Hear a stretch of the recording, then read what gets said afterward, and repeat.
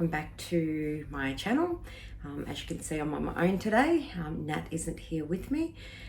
So today I'm going to show you my top 10 things that I pack when I'm going to Vegas. So you might know I'm heading off on a solo trip in a week's time. So great opportunity while I'm packing to show you my top 10. So number one, I'll start with, Vegas is such a dry climate. You know, even when you're there in the cooler weather, it's still really dry because it's in the desert. So nasal spray. Never, ever, ever go to Vegas without a nasal spray. So this one is a decongestant. You can buy saline ones, you can buy oil-based ones, but always take a nasal spray with you. And along with that, chapsticks. Your lips will get super dry all the time in the desert. So daytime, nighttime, summertime, wintertime. So make sure you take some chapsticks with you. So second up, traveling from Australia, of course, we are going to need travel adapters to charge up all of our phones and iPads and all the electronics we take with us. So I've got a USA plug here, travel adapter. This is a double one, but instead of taking multiple ones of these to charge everything, I just take one and then I take a power board.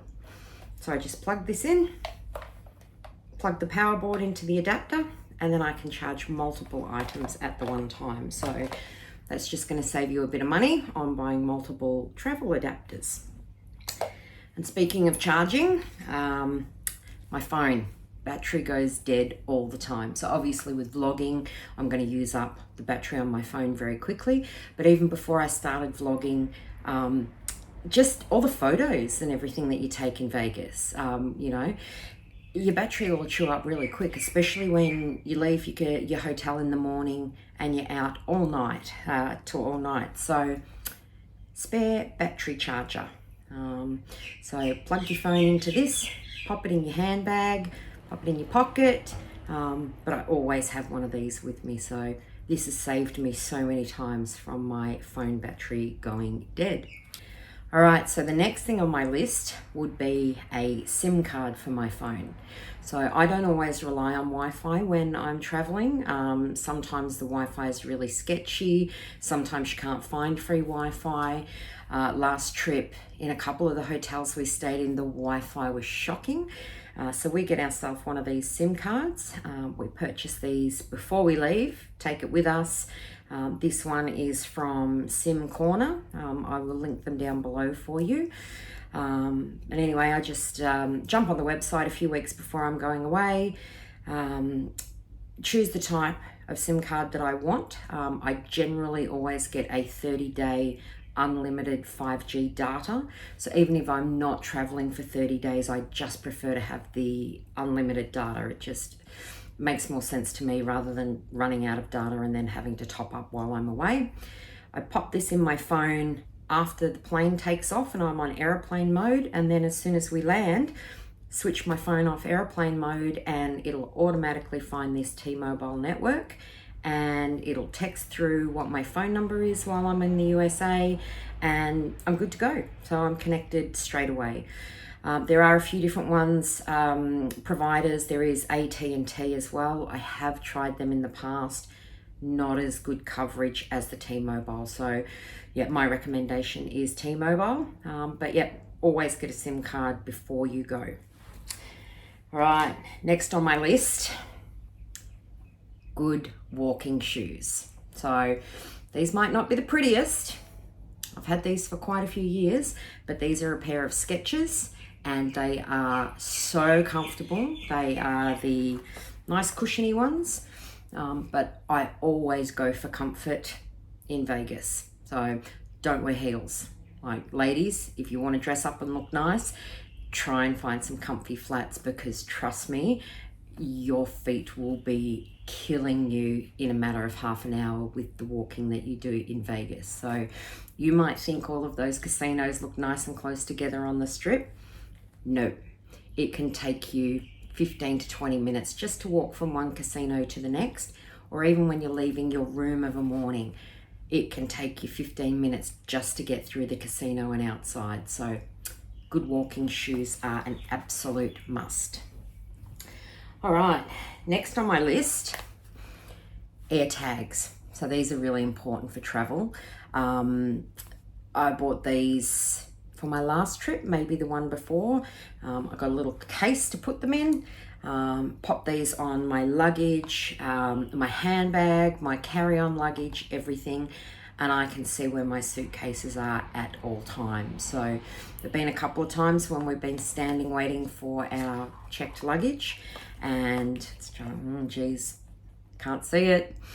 That's gone around a few times, but you can check the location of your luggage on your phone with air tags. So this has saved our sanity quite a bit, especially after COVID, when airports were having a lot of issues with losing luggage and it not arriving. So for me, air tags are a must when I'm traveling. All right, on to number 7 on my list. Panadol, Berocca, and Hydrolyte. So again, Vegas is really, really dry desert environment. So keep hydrated, drink lots of water, but honestly, can't hurt to have some Hydrolyte. Have one of these each morning. And then if you're feeling a little under the weather from the drinking that you're doing in Vegas, Berocca's great to give you a real good energy boost in the morning. And as always, you're going to need the Panadol. But I'd suggest taking that with a glass of water before you go to bed. So, yep, these 3 here, never travel without those ones. Now, this one is probably my biggest essential item first thing in the morning whenever I'm in Vegas, well, whenever I'm at home, whenever I'm anywhere. And that's coffee. So who wants to get up and get dressed and go downstairs and stand in a line at Starbucks to buy a coffee that's going to cost you $7 or $8 when you can take a little travel kettle? So I bought this on Amazon a couple of years ago. I can't remember the price. I'll link it below. I'll find my link. I did make sure for this trip that I got a cord with a USA plug though. So when I first bought this, it had the Australian plug. I plugged it into my travel adapter, but it took the kettle about 20 minutes to boil. So I'm taking the USA plug with it this time. Apparently it does work a lot quicker. So with the kettle, I then take my little sachets of Starbucks coffee. So I just buy this from my local Starbucks. I think it's about $10. And the coffee comes in these little individual sachets. So they're great. And then either if you're a sugar person, I'm a sweetener person, so I take my little sweetener. And there's not always disposable coffee mugs in the room, so I take my Starbucks travel mug along with me as well. So not only is it saving me money, it just means that I can have a coffee as soon as I get out of bed and I don't have to get dressed and go downstairs first. All right, so for tip number 9, I actually don't have the item with me. I can't find what I did with it after my last trip. I think it might be at Nat's house, but it would be luggage scales. So if you've seen our previous vlogs, you know Nat and I do a lot of shopping. We overpack and we're always worried about, is our luggage going to be overweight when we go to get on the plane? So nobody wants to pay those fees. They're exorbitant, paying for excess luggage at the airport. So we take luggage scales with us. You can buy them Officeworks, Kmart, Big W, eBay, Amazon, lots of places. I'll link the ones I've got, but we always just make sure that we weigh our luggage and make sure we are under that 50-pound limit for traveling in the USA. And of course, if our luggage is a bit over, then, before we get to the airport, we can sort of move it around and make sure that we are under those luggage limits. And then speaking of luggage and packing, my number 1 item for packing, travel cubes. I will not ever pack without travel cubes anymore. So I've been using these for about 5 or 6 years. You can buy them in sets of 5, 6 or 7, and they have different sizes. So small, medium, large, and then they have some laundry pouches as well. So small, medium, and large in the laundry pouch. These are fantastic. You sort out your all your clothing, pack them into your travel cubes before you leave. They sit so nicely in the suitcase. I'll pop a photo below of what mine looks like when it's packed. And then literally when I get to the hotel, I just lift this up, pop it in the drawer, and everything stays neat and tidy. With these laundry ones, I find they don't fit a lot in them. I tend to use them for other things, you know, put your all your electronic cords and everything like that in those. I've actually, I did get this from one of the casinos I stayed at the Cosmopolitan. I have a laundry bag, so I always take this with me, keep all of my dirty laundry separate in this one from all of my clean clothes, and it just keeps the suitcase so nice and neat and tidy. So there we have it. That's the top 10 things that I take with me when I'm going to Vegas. I do have a couple of little bonus tips just for Australians in particular who might not have traveled to the USA before and you might be taking your first trip. So just a couple of little bonus tips for you. First one is your passport. You need to make sure that you've got 6 months validity on your passport. So if your passport is due to expire in 2 or 3 months before your trip, you actually won't be allowed through immigration in USA. You have to have a minimum of 6 months validity. So if you're going to have less than 6 months, you're going to have to pay to renew your passport. On top of that, you're going to need to apply for an ESTA, which is the USA Visa Waiver Program. So I always suggest applying for the ESTA before you book your flights, because there's no use booking flights if your ESTA doesn't get approved. So an ESTA is the Visa Waiver Program. You can apply for it in less than 10 minutes online. I'll link the official website below. Just be aware there's a few scam websites out there that will try and charge you hundreds of dollars to do the ESTA. The official Department of Homeland Security website will only charge you $21 for your ESTA. It lasts for 2 years. Keep in mind, if you do get a new passport, you will have to apply for a new ESTA. You can't just transfer it over. Once you've answered all the questions and submitted this, it usually comes back within 24 hours with your authorization. If it's not authorized, they will come and ask you for extra information. It just means you may have to go for a visa interview instead of being approved for the online visa waiver. So very important, make sure you do your ESTA. And then the last tip that I have for you is kind of about tipping. So I always make sure I exchange my US dollars before I leave. I don't withdraw money in ATMs, especially in Vegas, because the fees are exorbitant. You can pay around $10 to $11 per withdrawal. So I tend to go to Crown Currency, and there's also Travel Money Oz. So they're two really good places. Do not exchange your money at the airport. You will get a shocking exchange rate.